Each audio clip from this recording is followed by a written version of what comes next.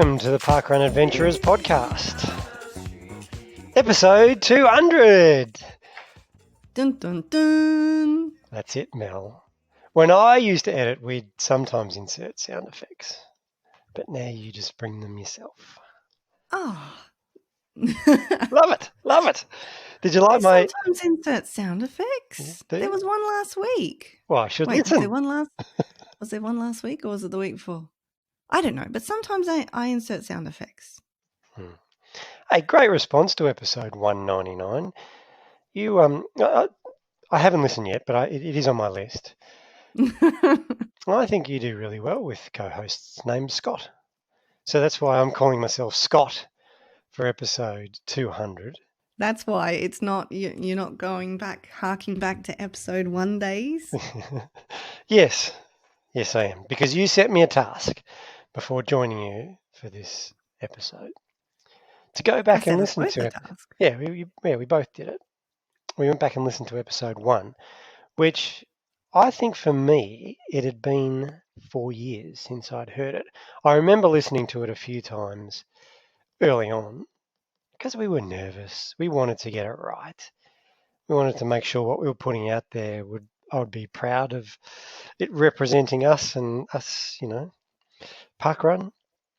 And when I listened to it, it was quite jarring, wasn't it? That opening sounded very formal. You called me Scott. Tim called me Scott. Yes. Well, it wasn't until I think we had Robbo on in episode 3 or something like that. And straight off the bat, he was calling you Scotty, Scotty, Scotty. And after we'd recorded that interview, I was like, are you okay with that? Like, he's just calling you Scotty. And like, it's very informal. And you're like, yeah, all my friends call me Scotty. And so that's when I decided, oh, well, that's it. I'm not calling you Scott anymore. Yeah, I think we've had this conversation before. Every time I hear the name Scott, I feel like I'm getting in trouble from my mum. And listening back to that episode, that's what it felt like. It felt like you were angry with me.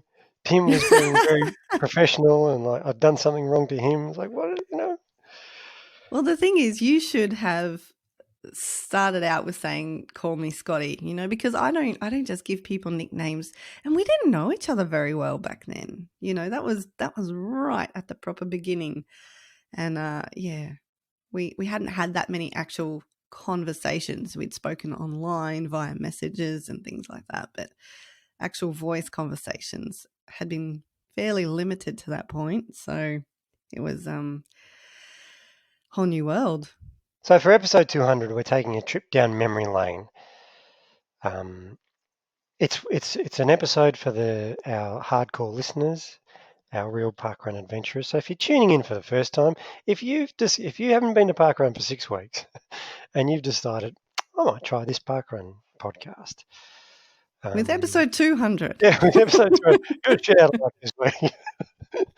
Because we're going to sort of deconstruct how we got to episode 200. We're going to go through all those machinations, aren't we, Mel? We are. And what better time? Because at the end of episode 1, we actually said, this is the episode where we're going to look back at, when we get to 100 episodes or 200 episodes, we're going to look back at this one. And what did we say? I'm pretty sure we said we were going to cringe. Yeah.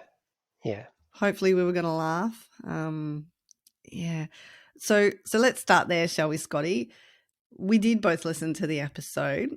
What was your overall impression, apart from, things were formal and so on? So I started off cringing. Just talked about that jarring. We didn't seem to vibe as well as I think we do now. And it just seemed like we were both pretty nervous. I said the sound quality was terrible. So if we take it back, I was working at SBS. Yeah, I was in a professional radio studio. I thought it sounded good.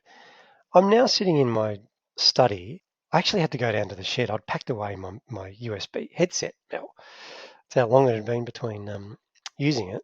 But yeah, I think the sound quality is so much better. Well, we were recording via different methods back then too. We were, weren't we? Yeah. We were using Skype, weren't we? We were, yeah. And we were each recording our own audio separately. I was using a Tascam, which is which actually is one of the things that we used at Palm 20 earlier this year. So it's not a terrible piece of equipment, but it's just different, and a different microphone into that. And then I was downloading my audio off that, and actually Adam was doing it because I was completely technologically, what's the word? I don't know. I was a big newbie. And so he was just taking the audio off for me and emailing it to me, and I was then emailing it to you, and you were putting the files together. Yeah. Very, very clunky, old school style. But it was only 4 years ago. So I reckon even if you go back, where was the podcast landscape 4 years ago? I think it's probably hard for us to comment because we're sort of in it. But I certainly know when we launched, we were the only parkrun podcast. Now we've been joined by With Me Now, who we kind of joined them. We've got Free Weekly Timed. There's a new one called the 9:30 Club or something. I haven't checked that out. Have you? Not yet. It's on my list, but I haven't had a lot of time to be listening to podcasts lately. So I haven't listened to the last several episodes of Adventurous myself either.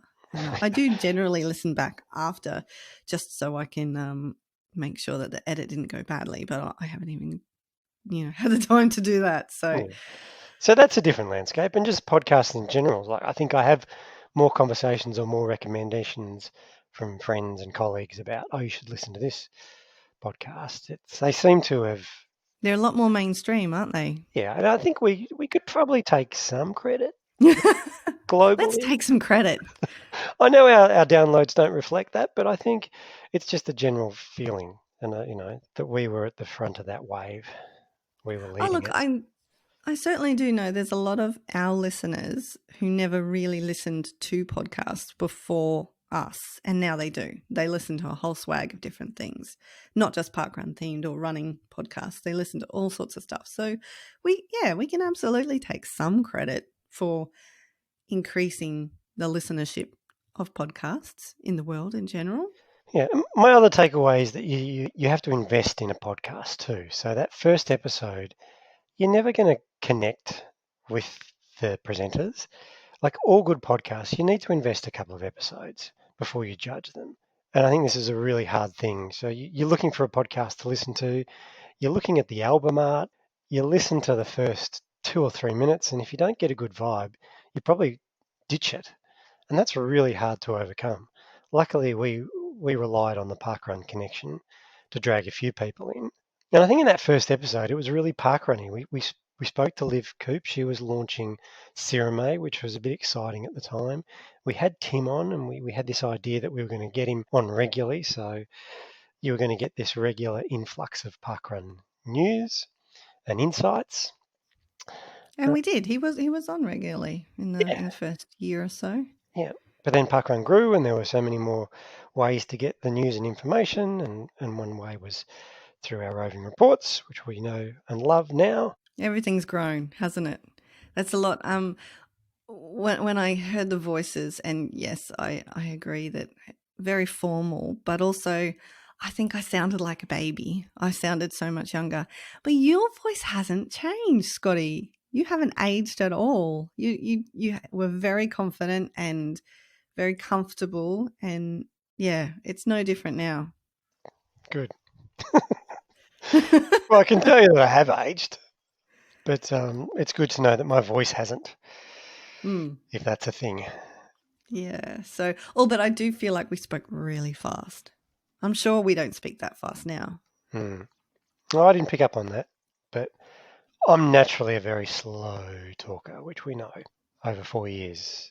If you guys have been joining us for 4 years, you know my style drives people mad. But I think I've probably slowed down as well. And to match me. Well, yeah, maybe to match you, but probably to a certain extent because I'm thinking my answers through more, or people are asking me questions that I don't know the answers to straight off the bat. So I'm formulating the answers as I go along. See, I just did it there. There was a bit of a pause while I was trying to figure out what I was going to say. There was. Have you got any stats for me? Are you going to surprise me with any stats over the past 200 episodes? Oh, no. No? Okay. Am I going to disappoint you with not providing any stats? So maybe I should have done that. I should have gone through and collated how many interviews we've done, how many roving reports we've had. I did start creating a document where I was, and because we do have the run sheets, the various iterations of the run sheets over the years, we have access to all that information. It's just not collated in any kind of user-friendly statty type spreadsheet, which I did actually create a spreadsheet to start doing that. And I think I got through about the first 50 episodes of logging all the information. But it's a time-intensive task, and it's not going to benefit anyone except me and my own knowledge and having access to it. So at the end of the day, who cares? Project essentially for another is what day. you're saying. Yeah. And it would be a shame. So I could log in and see how many downloads we've had. But we've changed hosting providers. We used to release on SoundCloud, and in the early days, we had quite a few people accessing it through SoundCloud, and then we ditched that. So I've lost all those stats. So I can't even tell you how many downloads we've had. No, well, it's been a lot, more than I ever thought. Yes. Well, I think, and I've said it before, I would have been happy if we only ever had 10 listeners, or the idea of having 100 listeners was amazing, and we exceed that, so very happy. It's a lot of work for 10 listeners, Mel. Yeah, well, it's a labor of love, isn't it, Scotty? Nobody makes podcasts because you certainly wouldn't make them for money. Well, maybe some people do, but I think a lot of people do now. Do they? Yeah, I think there's the Patreon model that works really well if you got a whole heap of listeners and you're providing a genuine service. I think, yeah, you can make money from these things. We could have advertising. I mean, we did at one point. Remember, Netflix came after us. Did they? I remember it differently. Yeah. Did they come after us so much as we invited them to come after us and it was crickets? Yeah, I can't remember. It was a long time ago. But I mean, we've had heaps of approaches from commercial partners and we've just said no. We are not going to compromise our beliefs and our values to kowtow to some corporate giant. So we just said no. Also, we're not very good at selling things. Well, actually, we are.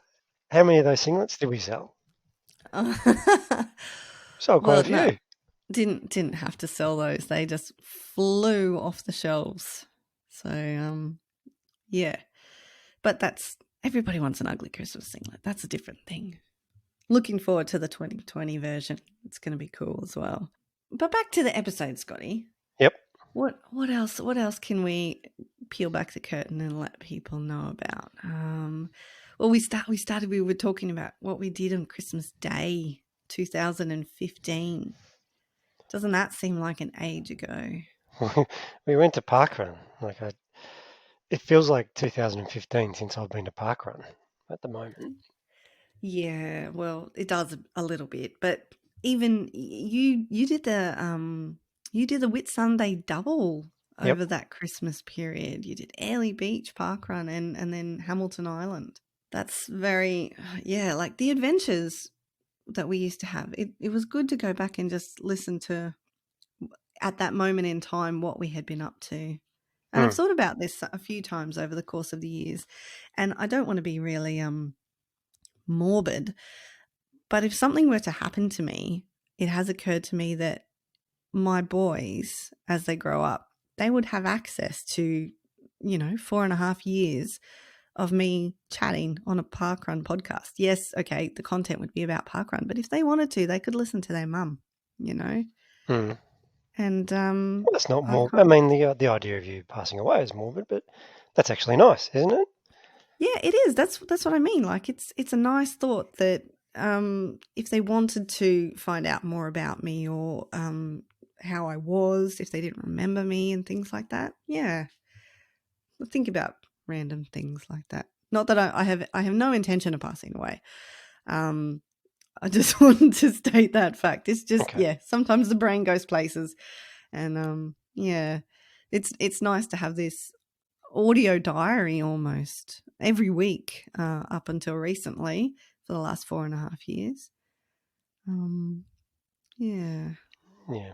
And I don't think the podcast has changed all that much, or it's definitely evolved. Like we went through phases of trying ideas, and this year it's evolved a little bit more, but essentially you can go back to listen to episode 1 and it still feels familiar to a certain extent, doesn't it? It did to me.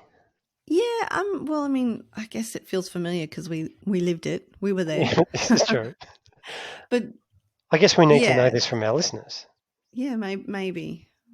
Things that stood out to me, though, we mentioned we were up to 150 events in Australia, and we were talking about reaching 200 parkrun events by the end of the year just in this country. And, now we're pushing 400, and the growth did slow down a little bit, but it's still funny to see these frozen moments in time almost about where the world was and where it is now. Well, you were a territory director. I was potential event director of Studley Parkrun. Tim was talking about launching into America, and now he's assumed this role of strategic director of Asia Pacific. Kasha was only a single-digit age. She was. I can't remember if she was 8 or if she was 7 turning 8. Do the quick maths. She was. Well, in 2016, she was January 7. 2016, she was 7. Yep. Let's go revisit one of our favourite guests. We've got Beau Miles joining us, and then we'll come back and reminisce some more. Is that what we should do? Yeah, I think so. And when you say revisit one of our guests, we're not playing an old episode. Oh, no. Beau's joining us fresh. Yeah, he's got a new thing coming. So let's hear all about it.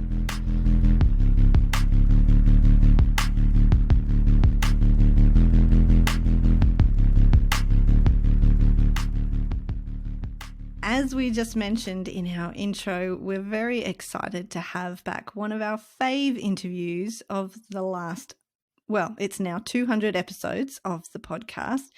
We last spoke to him in episode 129, which came out in September 2018. So what better time than to check back in with the wonderful Beau Miles than right now? Beau, welcome back to the podcast. Yeah, thanks very much. Now, the last time we spoke to you was shortly after A Mile an Hour came out, which screened at the Run Nation Film Festival back in 2018. It's got some good play over the years, and it's still an awesome watch. What have you been doing since then? Since we last chatted, A Mile an Hour, which was the film that I think you folks picked up me, found out about, I suppose, my existence, and you got in touch. And the film itself went out online and sort of sat dormant for a while until I released, it's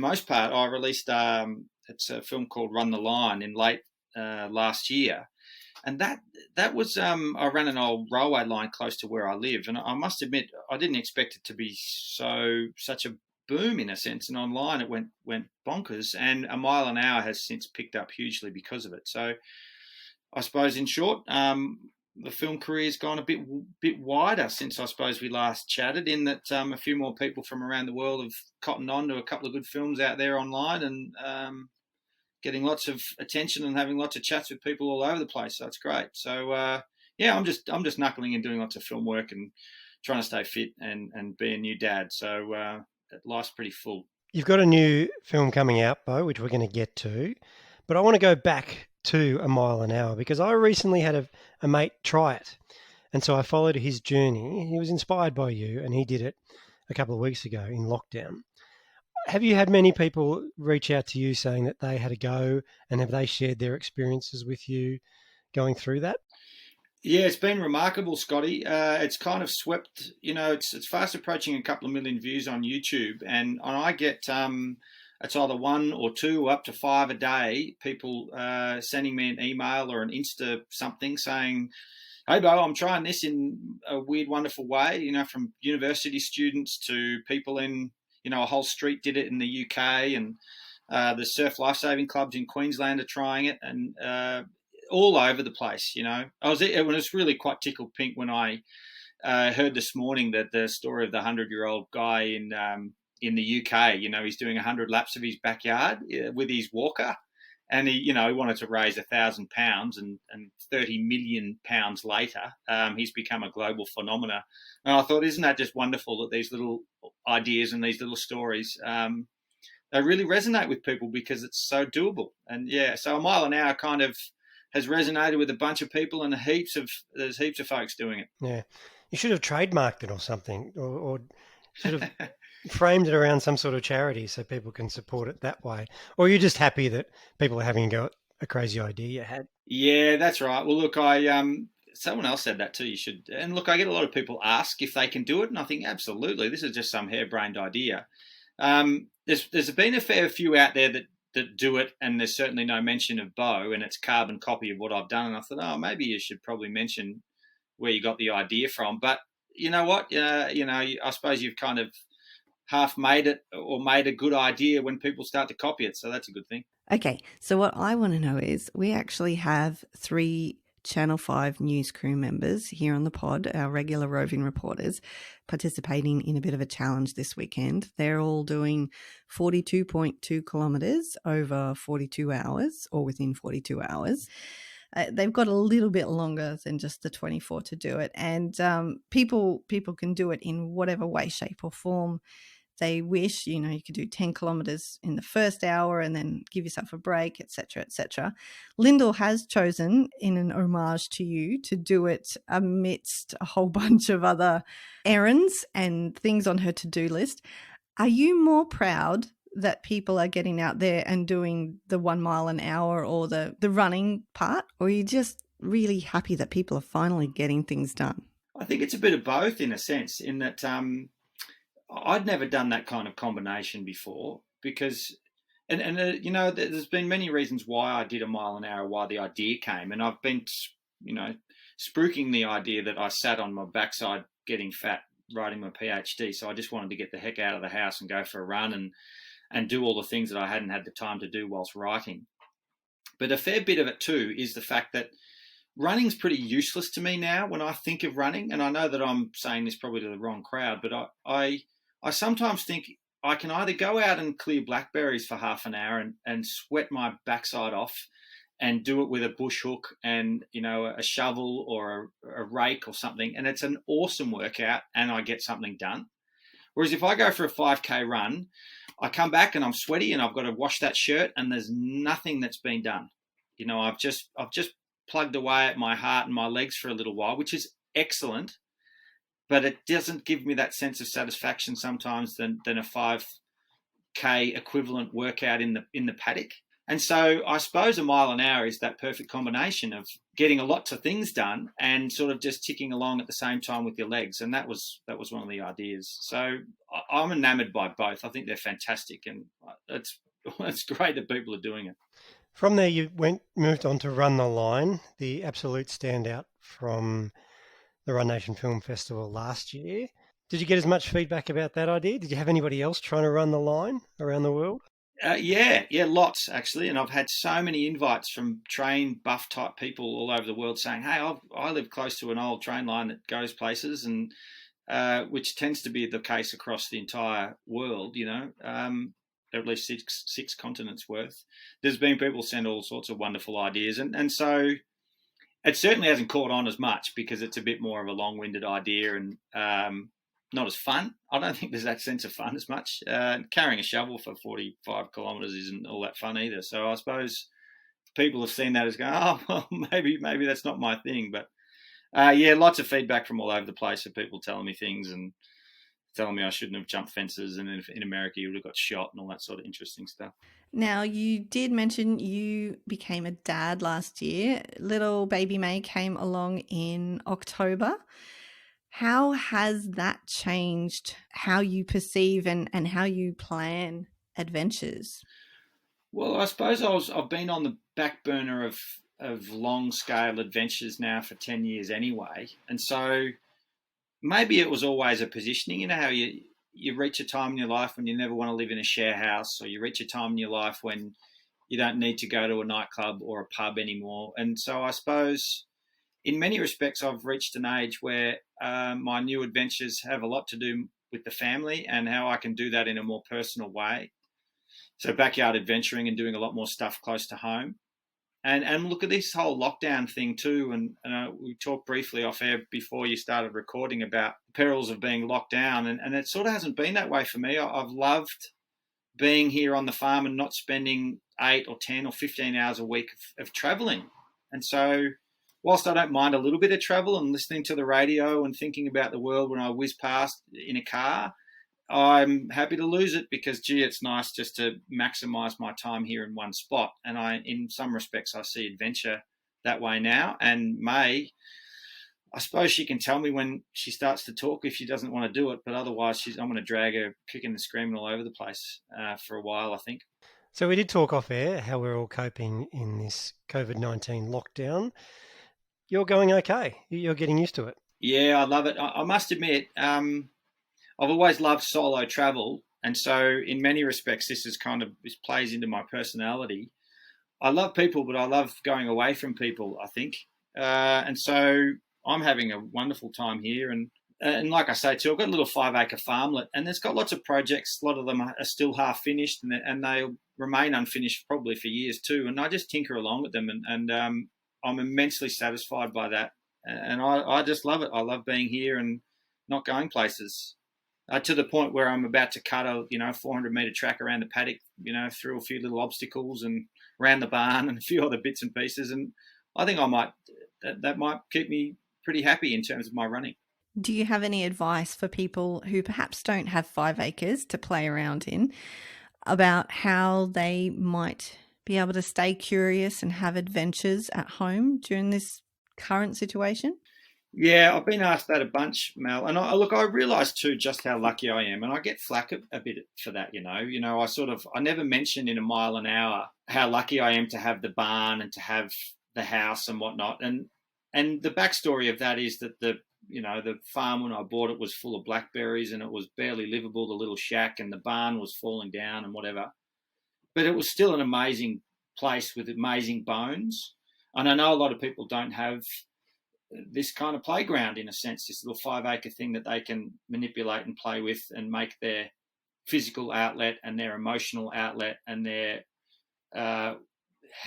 theoretical outlet. I wrote my PhD here looking out the window. And so my advice to people when they've asked is that I stand from a pretty bad position in that I'm not sure how it would be. Someone locked in an apartment in Melbourne, I think I would probably go a bit bonkers myself. And yet I've always said that I would be a good person to go to jail because I'd always come up with something. I've never been bored as an adult. And with a vibrant mind, if you've got good enough food to feed a vibrant mind, then you'd never be bored. But I've never really tested myself on that, so I'm sort of speaking out of turn. But when I do hear from people saying, how are you coping with this whole lockdown thing? I say, look, I've got it good. And for you, you've just got to think creatively, and you've got to think that this is not forever either. And you've got to be creative. You've got to do the dishes with one leg, or put a chin-up bar above every door. I don't know, but you got to think creatively. Yeah, I think for me, Beau, I'm just missing the social connections. I think I've got enough to fill my time, but it's just the social interaction with my mates every week at parkrun and my running group and so on and so forth that I really miss. But we're all different, hey? Yeah, and that's a really good insight, Scotty. And look, I suppose because I have Helen and little May and a little 6-month-old child is so fascinating to me because she thinks a piece of cardboard is the most amazing thing on the planet, and so I watch her playing with that piece of cardboard, and that's like watching TV. So I suppose I work a bit differently in that that's probably my social hit. I don't need it as much as what others do. And yet I reckon you're right, mate. I will get, I really do enjoy having good conversations with people at the moment, probably more than I ever have. And so I'm with you. Yeah. So you're having lots of conversations about your new film that is just released, like literally just released, The Human Bean. I'm a lover of baked beans too, Beau. So I want to know where the inspiration. Well, maybe start with what's the new movie about, and where did the inspiration come from? So it's called The Human Bean, and it's about to be launched on YouTube in a couple of days' time, around the start of May. And so the idea came that I read Steinbeck's Tortilla Flat, and in halfway through Tortilla Flat, they talk about a bunch of kids, 9 kids to the one mother, who she's very poor. She can only get her hands on a lot of beans, and she feeds with her and her mother. They feed these kids beans directly off the floorboards of the house. So they get a big ladle, a big vat of beans bubbling away on the stove, and they just pour them straight onto the floor. These kids come from everywhere, and they just eat directly off the floor. And it was such a great scene, you know. Steinbeck wrote it so beautifully, and I remember reading it, thinking, "Gee, that's a great scene." You know, I'm in that scene, and I thought very quickly and very easily, I thought, I like beans, and these kids are really healthy, and they're okay. What if I just ate my beans? If I ate beans for a bunch of time, and would I be as healthy and as vibrant as these kids on Tortilla Flat? So that's what I did. I ate my body weight in beans, and the film tracks my sort of 40 days of peril, you know, of the things that I miss, and my running goes to rubbish, and I become cranky and irritable and horrible to live with, and my teeth and hair becomes excellent, but otherwise things are pretty grim there for a while.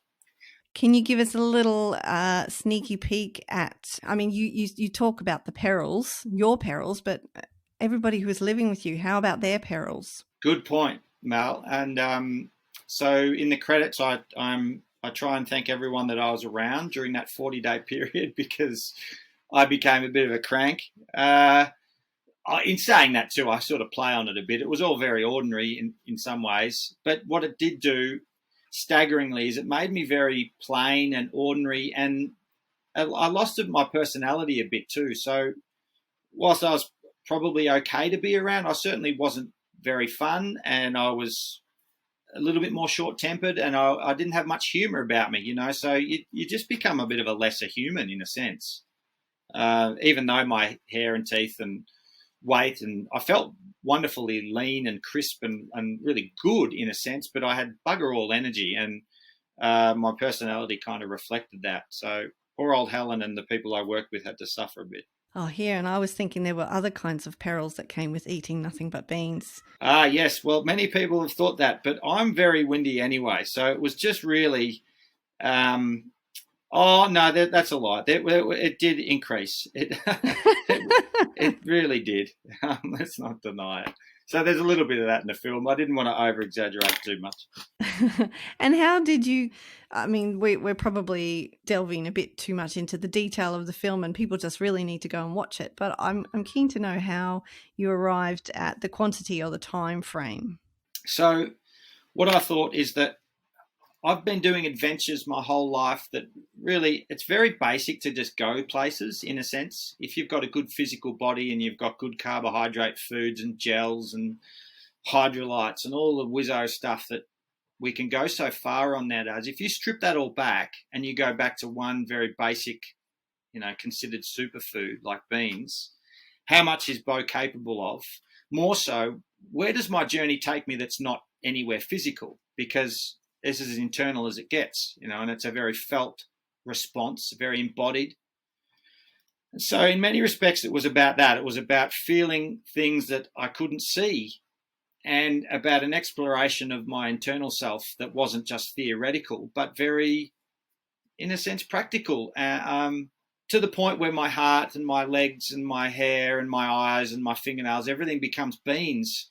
So I thought, I'm just going to eat my body weight. You know, every cell is going to be impregnated by a legume of some kind. And so it took me 40 days, and the idea was that I'm just going to eat 200 tins of beans until I get to my body weight. And of course, my body weight reduced as I continued the experiment. So I ended up eating 191 tins, and it took 40 days. And on the final day, I ran a 50K ultra marathon, and first 20 Ks was fairly bad. I thought, gee, how the heck am I going to do the next 30? And then I just plateaued, and I was fine. You know, I was kind of fine. Okay, well, that was my next question. How did your running suffer throughout it? But obviously it did okay. Well, you did an ultra at the end of it. Yeah, that's not only was I slow, I was very underwhelmed, you know, as a runner. You know, I just plugged away. You know, I just had I've been running forever, so I can kind of just tap into a cadence and away you go. And I knew I'd bottomed out on any kind of glycogen in the muscles about the heck, probably before I started, to be honest. And the run itself was very, very demanding for the first 22 Ks, and then a middle 10 kilometres, which you kind of just got to get through, which was flat tram tracks, really slippery, slidey stuff through thick forest. And then it just sort of is a nice descent all the way back down into Warburton. But look, in terms of the training for it, it was, I've gone from a high carbohydrate diet my whole life, essentially, lots of bread and rice and pasta and oats and all the things that just sort of load me up. And so to go cold turkey on that stuff and then continue running, and I didn't do a lot of training because I just sort of didn't have the motivation to. I felt rubbish, and it gave me an insight into how and why people probably don't start running at later life, because when you go from zero to that, the first run I took on beans, I felt horrible, and I thought, gee, okay, I get it why people don't go running now, because this is horrible. In a very simplistic way. But you still love running, Beau, so let's address the elephant in the room as well. Okay. When are you going to get along to a parkrun? So it's a very good question, and I have been asked many times, and I just haven't got around to it, I must admit. I suppose, and you can correct me here, I feel like I live vicariously through so many other park runners that I feel like I've done lots, but I just haven't. I haven't been to the actual organised thing.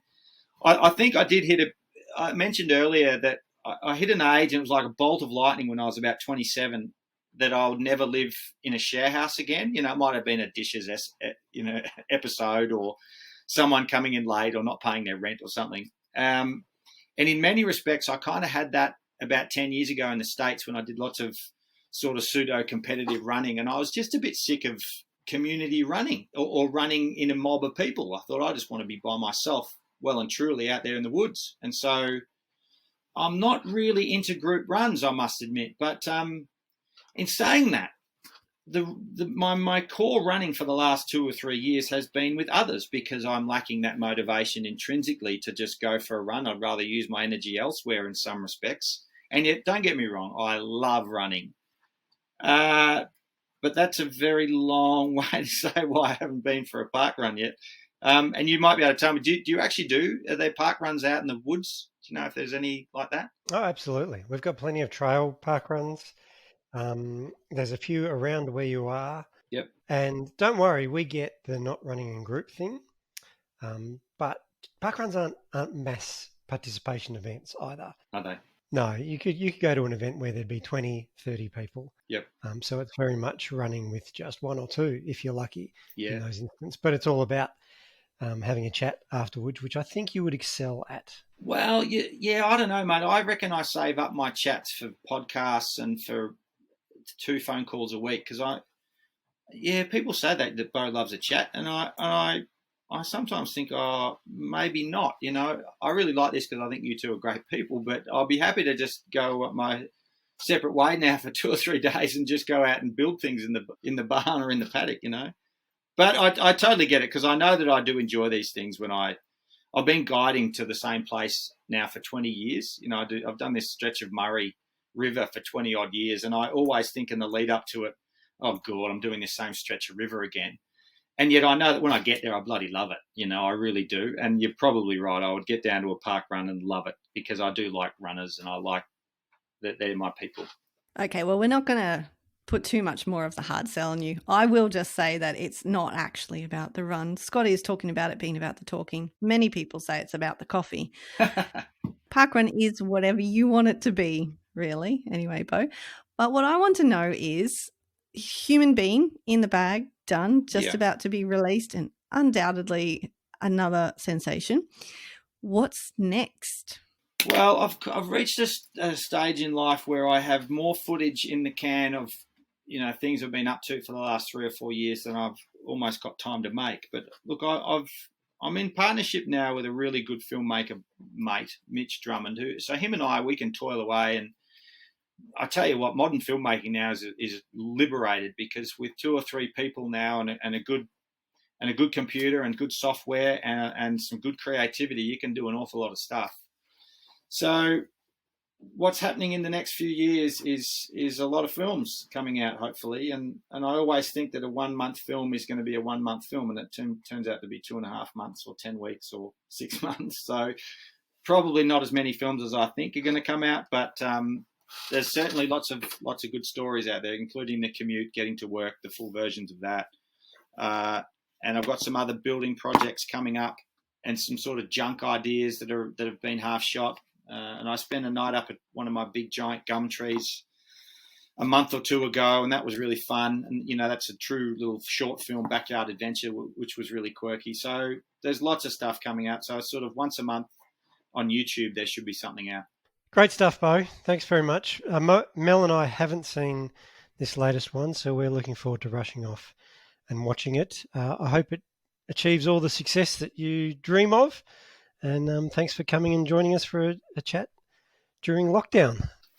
Good on you, folks. Yeah, thanks very much. And I promise to, within the next, let's say, 6 to 12 months, do a park run either with you folks or someone else. And look, congratulations on all of these episodes too. I've only listened to a couple of them, but they were really good. And I'm not much into podcasts, I must admit. I don't find the time much, but I've listened to a couple, and you two are good eggs. So well done, and I'll talk to you on your 400th or your 500th or something.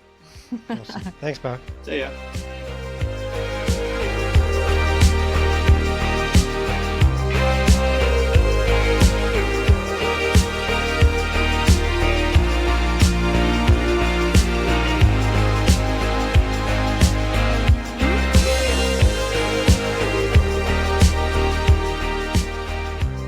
G'day Parkrun Adventurers, it's Lyndell and it's Friday night, 1st of May.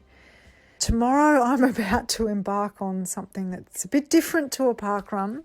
Tomorrow is parkrun day, but I am having a crack at running 42 Ks in 42 hours. Some of you may have seen the challenge on Facebook. I know Toc, fellow roving reporter, is also having a crack this weekend. Tomorrow I give it my best. I have decided to try and run 42 Ks in about 20 to 21 hours. I'm going to start at 4 o'clock in the morning. Inspired by Beau Miles, being interviewed on this very podcast. How awesome's that? Inspired by Beau, I have decided to split my 42 Ks up into more, hopefully anyway, more digestible chunks. So I'm going to run approximately a bit over 2 Ks every hour for about 20 hours tomorrow. So starting at 4 o'clock, I'll finish either at 11 p.m. or midnight tomorrow. That's the plan. Oh, look, I thought it was a good idea at the time. I saw Beau Miles' movie a little while ago, a couple of years ago maybe, whenever it came out, and I just thought that's on my to-do list, man. I've got to do that one day because I'm a list person. I've always got a to-do list. I've always got stuff to do that I never get done. And, you know, I'm up for a running adventure, let's be honest. So tomorrow's the day that I give it a go, and part of me is super, super excited, and part of me is just crapping my dacks, to be honest. I don't know how it's going to go, but I'm really psyched to have you guys, the Parkrun Adventurers, by my side, and I'll share the adventure with you as best I can. So I'll see you in the morning. Take care. Alrighty, Parkrun Adventurers, check-in number 1 at parkrun time. It is about 20 past 7 and I have just finished my 4th lap around the block. I've done about 8.6 kilometres at this stage, so I am on target running-wise. Job-wise, I have completed an online course. I have stitched up my running gloves, so repaired them. They're looking all right for someone who's not much of a homebody or sewer. They're all right. They'll get me through another few winters, I reckon. And I've done my veggie prep for the dinner I'm going to cook later on in the slow cooker. So looking good job-wise. I am about to get stuck into some really fun cleaning doors. Yeah, it's all happening here today in 42 Ks in 42 hours. Alrighty, Parkrun Adventurers, I've just done one of my 2K loops with a friend of the podcast, Tracy Wood. Tracy, how are you today? I'm absolutely stuffed, Lyndell. I'm 18 Ks in and I'm feeling it. Maybe this was not a good idea after all. Now you're participating in the 42 in 42 as well. Tell us a little bit about that.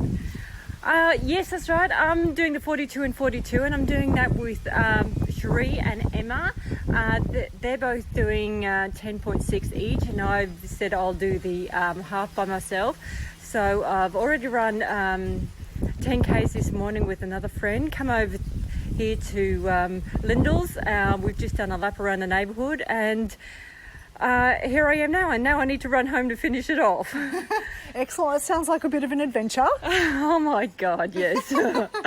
Yeah, so about 2Ks ago I sort of thought, yeah, well, maybe this wasn't a good idea, but you know, it's sort of the crazy ideas that we like to go with, isn't it? It's sort of the most fun, and you go, yeah, that was probably stupid, but hey, what the hell. Well, it's done now. You can go home and have a coffee. I think I just like to go home and sit. As I was saying to you on the run, I just need a shower first and to get out of this blasting wind. It's just, oh my God, it's just really a bit much this morning, so I'm feeling a bit chacked already. And yeah, I just want to get home out of this wind and get into something a little bit more comfortable, like flannelette PJs. PJs sound great. This wind is pretty full on. I'm trying to ignore it. But it's been windy. My first lap was still, but the rest of them have been windy as. So anyway, that's it from me from now. I'll check in a bit later. Thanks, Tracy. Thanks for coming and running with me. Thanks, Lyndell. All the best for your next 16 hours. Bye, guys. Okay, time to check in with the pod. I am at the 23 kilometre mark, so I'm over halfway. Still in good spirits. I've just gotten back from having a picnic with one of my friends. I'm allowed to now. This is a good thing. Our restrictions in Queensland eased to allow 2 individual people to have a picnic together in a park in public. So I've done that. It was a late addition to my to-do list for 42 in 42. As well as that, I've made a lot of progress. The doors that I said I was going to clean are sparkling. I have prepped some chocolate chip cookie dough for me to make into cookies a bit later. I have cleaned a couple of shelves of the pantry. They're looking pretty schmick. And I have washed some of the random containers that I found in the back of the pantry. Yeah, always fun. So much fun. I have also chucked on dinner. Dinner is cooking away in the slow cooker. It's smelling pretty good. Yeah, and I don't know what else. I've started eating the giant cookie. So I bought this giant cookie. It's part of my task list, is to eat a cookie that could probably sustain you for a week, I reckon. But I'm going to get through that today. I'm about a third of the way through. So I think maybe I will get back into that now.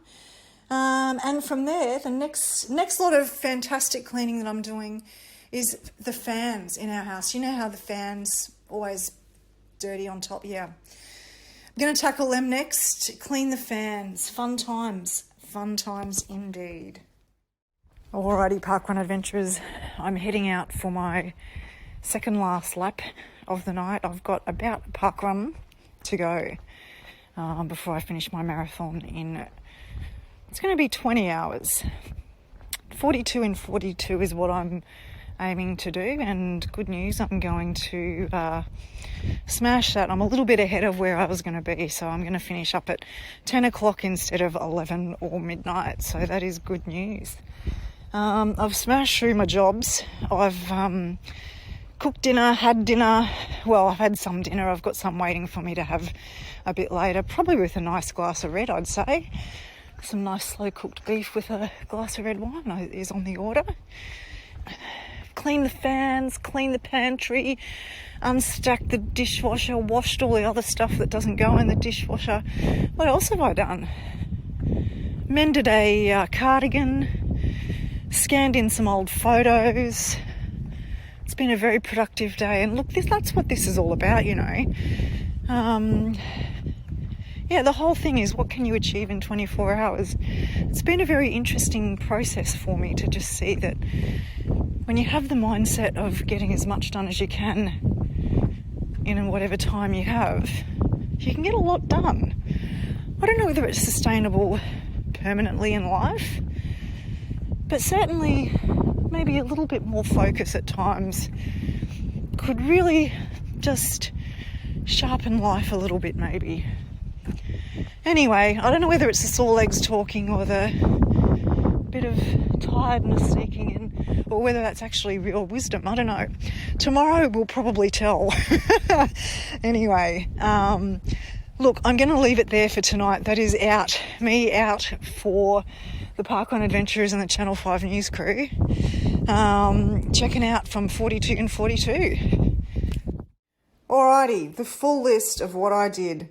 I did an online course. I stitched up a pair of running gloves that I busted last winter, so it was about time I got to that. I cleaned all the internal doors that we have. There's 10 of them.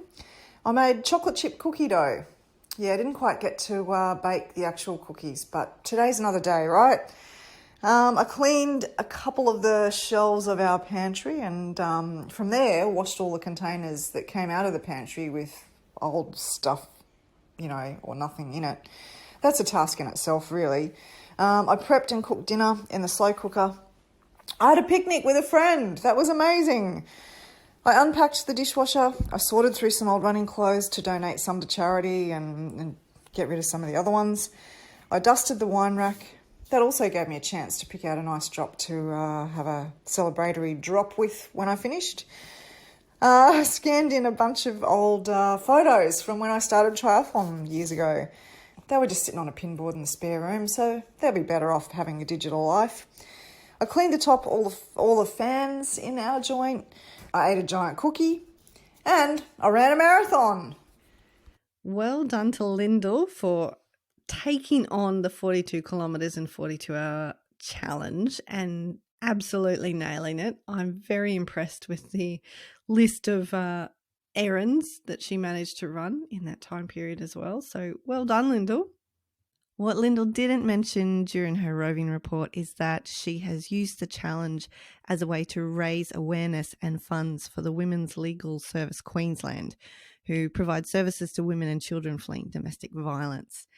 So if anyone would like to help her in her efforts to raise money for that cause, please let us know and we will point you in the direction of how you can help. Well done, Lyndell. Yes, couldn't agree more. Popular, wasn't it, Mel? 42 in 42. Lots of people were doing it. It was. We also, as well as TOC, which we mentioned during the interview with Beau, which we mentioned in the interview with Beau, Dave also did it. He accidentally did it last weekend, apparently, as well. So he's gone out to do it again this weekend. But yes, there's a very popular Facebook page with lots of likes doing the challenge this weekend. And I don't know, do you think it's indicative that there's just such a void being left by parkrun that people are considering doing marathons just to fill their time? I wasn't swayed. I couldn't even say that I was honestly tempted. I just sort of thought, wow, that's a lot of kilometres in a very short period of time. Yeah, I think, what are we? We're six or 7 weeks into this lockdown phase. And I think for a lot of people, it's gone one of two ways. So you can work on your corona body. It just depends on what type of body you're after. And for me, I've actually increased my running. I think I'm getting the mojo back. So I'm veering towards a summer corona body. Others may veer towards a winter corona body. Yes. See, so I am heading towards the hibernating mama bear kind of corona body, where there's a lot of chocolate, and I'm not proud to say probably more wine than there should be for having 2 small children at home. I'm not proud of it, like I said, but, So there's a game we can play in this episode. Did Mel drink for the intro or did Mel drink for the outro? You choose, listeners. Are her words slurred in the outro or in the intro? There's a game you can play online. Yes, after listening to this episode. Yeah. But another game we played online, Mel, we got back into the routine. Look, I'm speaking like we do this all the time, like this we business. I know I'm just a ring-in again. But we asked a question on social media and got some responses this week.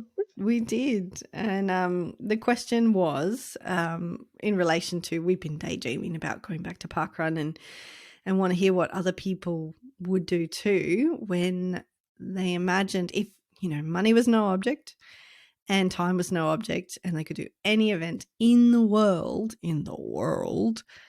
and have post parkrun brekkie or run or walk or jog or skip with whomever they want. Who would they choose? Where would they go? And why? Now, I think, Scotty, we should start off with your answer to this question. We got a lot on the Facebook as well, but I want to hear what you would do. Where would you go and who would you do it with? Yes, I think this is one of these questions where you've just got to go with your gut instinct. You can't overthink it. You can't try and come off as being some holier than thou, this saint of a person who's just wonderful. You just go with your gut instinct. So that's what I'm doing. So I'm selfishly going, Mel, to Canada. I haven't specifically pinpointed which event in Canada, but I think I'd like to do it when it's got some snow. It's quite picturesque, but it's not too cold that it hurts to run. So we might have to check in with our old mate Ewan to let me know when that is.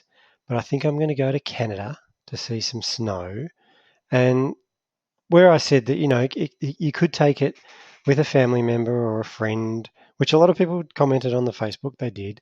Or I thought some people might veer towards the celebrity route, and maybe the PSH is the obvious choice, who you would parkrun with and post parkrun with. But I asked a question of my mates this week: who's your quarantine foursome? So we got together and we named our, if you're going to be locked away with someone, who would you prefer to be locked away with? So I'm going to take one of my quarantine foursome out on a parkrun with me. Okay. And I'm keeping it relevant to the podcast. So I've gone with Ricky Gervais. He's a bit of an idol of mine. I famously dressed up as him at a parkrun anniversary nonsense thing that we used to do. I just think, I agree with a lot of the things he comes out with. I think he'd always have something to say.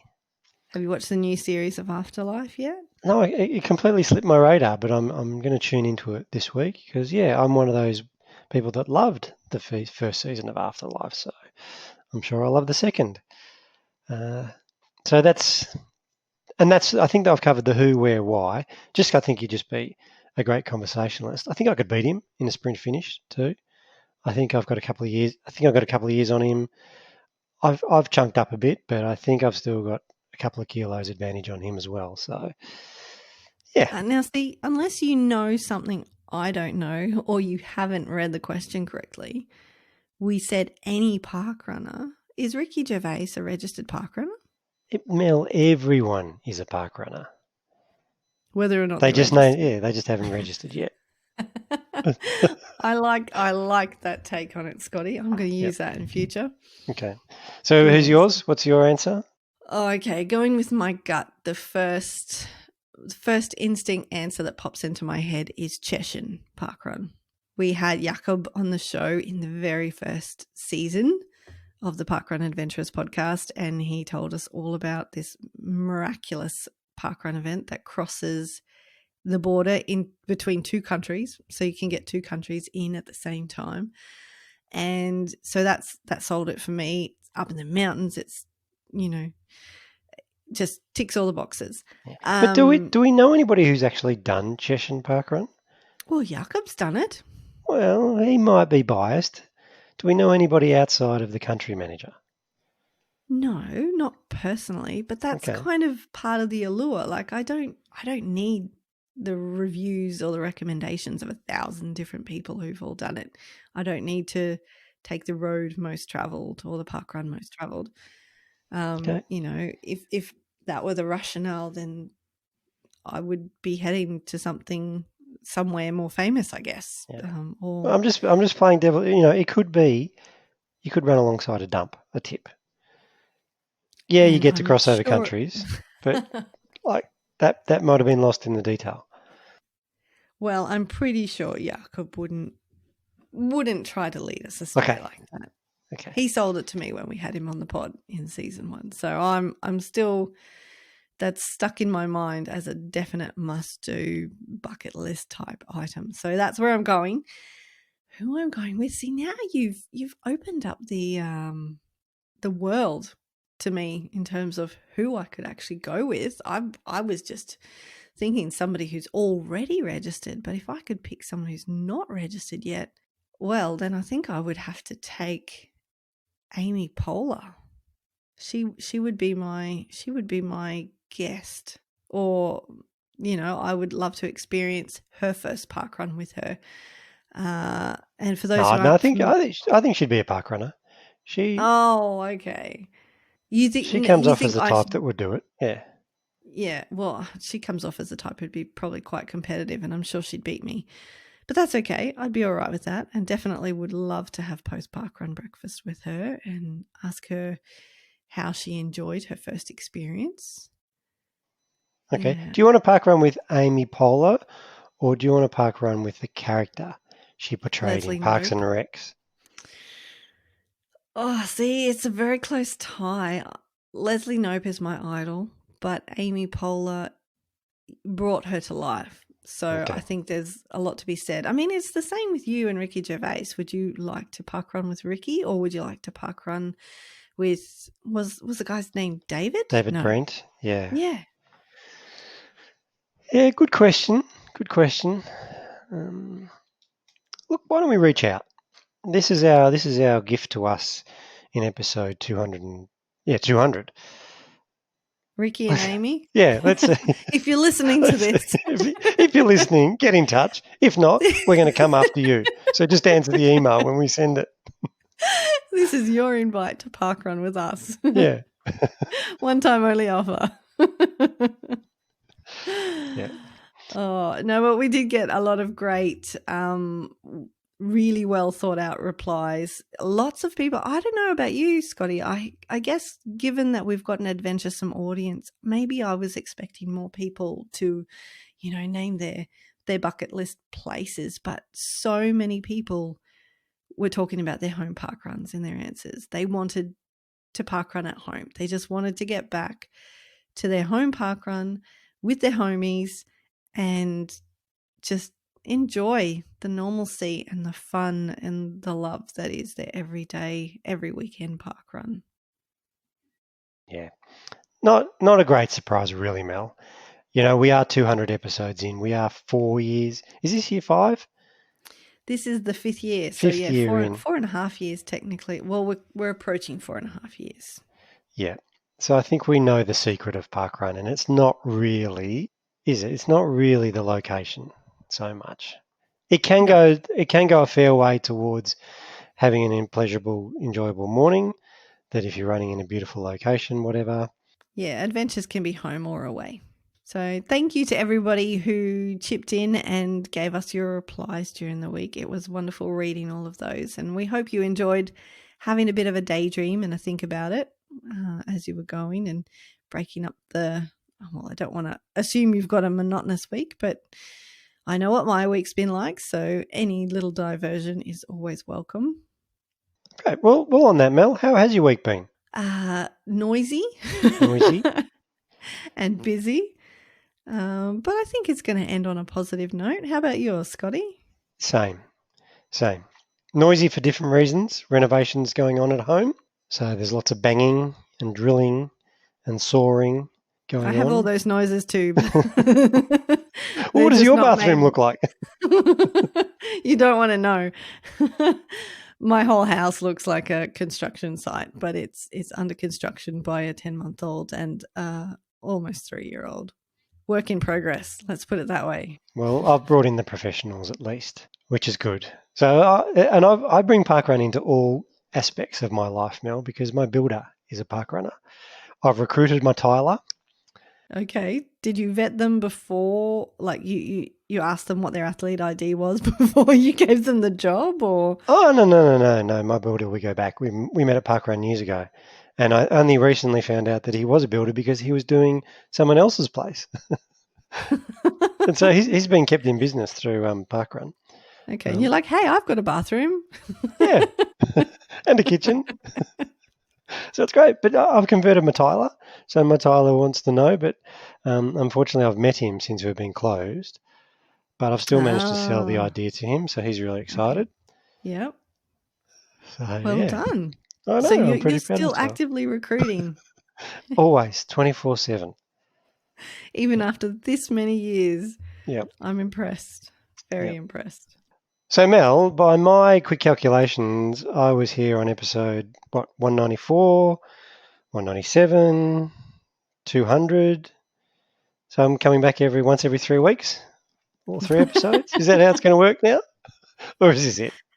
You would 200 be welcome, and out. Scotty. We would love to have you. You're always welcome back. Yeah, you know that, right? I begged to get back on, and it took a while. But now that I'm back, I seem to be here every week. So I might take another 6 months off. Oh, okay. Fair enough. Well, you know what? We might do something a little bit different next week. 200 episodes between the two of us. I'm not sure. I mean, there's always been one or other of us here that whole time. Maybe we need to mix things up a bit.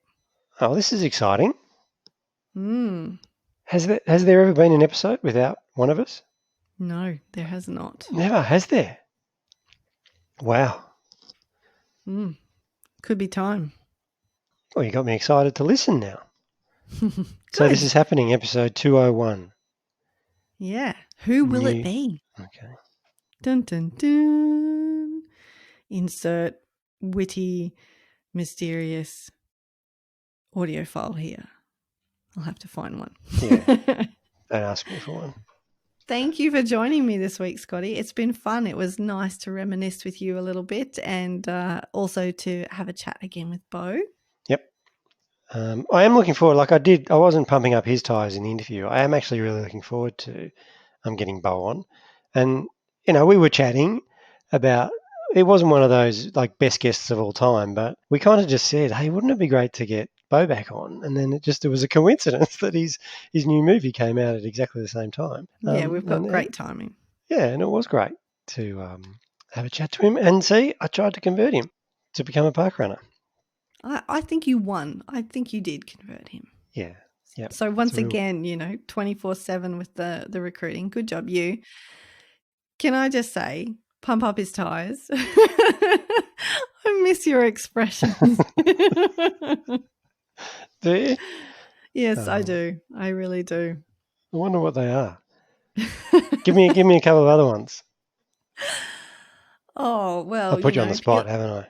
Peeling back the curtain is a pretty obvious common one. Yeah, I don't think, that's not an original, Scotty. Oh, okay. I don't think any of them really are. No, well, see, that's the whole point. Yeah, no, I pinched them from everywhere. Nothing I do is original. But you do it so well. If you do it with authenticity and conviction, people believe it. Thank you for the tip. Okay. And on that note, let's wrap up. Episode 200 of the Parkrun Adventures podcast.